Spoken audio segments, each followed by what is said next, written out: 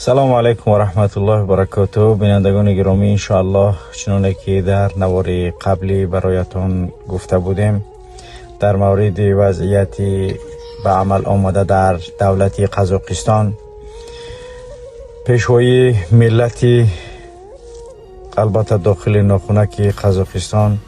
نورسلطان نظربایف واقعا هم در مقابل ملت و مردم قزاق عاجز ماند و ناتوان. دقیقاً یعنی امروز روزی 6 ینور شورای امنیت را به عهده پرزیدنت این کشور جانمرد توقیف گذاشت و این دلالت بر آن میکند که واقعا سلطه و اداره دولت دارد از دست این دیکتاتوری خوب دیگر تقریبا خیلی کهنسال میگذرد و امروز او با نیتی تبابت یا گویا با تبابت به خارج از قزاقستان سفر کرده است، ولی دولت های اودکبی را گفته است که بیاید من خلاص کنید که تروریستا وضعیت ما بزیر میکنند. در چشم تمام دیکتاتوران عالم واقعا هم ملت و مردمانشان تروریست هستند.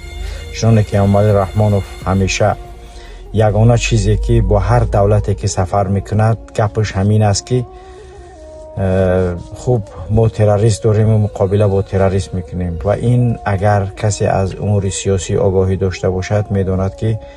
تمام دیکتاتورهای عالم چنین چیزی را برای تمام دولت‌های دنیا میگویند، در حالی که اصلا چنین چیزی وجود ندارد. مردم زندگی و رفاهیت بهتر و خوبتری را تمنا و طلب میکنند از حاکم‌های دزد و غارتگر و چپاولگر، ولی باز هم میخواهند با نام یعنی تروریست مردمان خود را اتهام نمایند و گویا آنها خودشان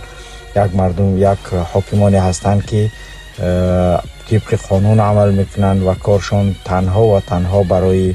آسودگی و به خطری و بهبودی ملت ها و مردمانشانند، در حالی که اصلا چنین چیزی وجود ندارد.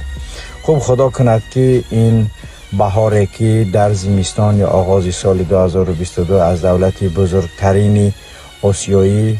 قزاقستان شروع شد، آن به دیگر کشورها سرایت کند و بهار واقعا بهار باشد که مردمان و دولت‌های آسیای میانه در زندگانی خوب و دولت‌های یعنی مردمی قرار بگیرد تا اینکه توانند تمام خواسته های ملت و مردمانشان برآورده شود. خداوند وطن ما را نیز از این پیشوای خودخوانده دروغین نجات دهد. ان شاء الله با دعا باشید. سلام علیکم و رحمت الله.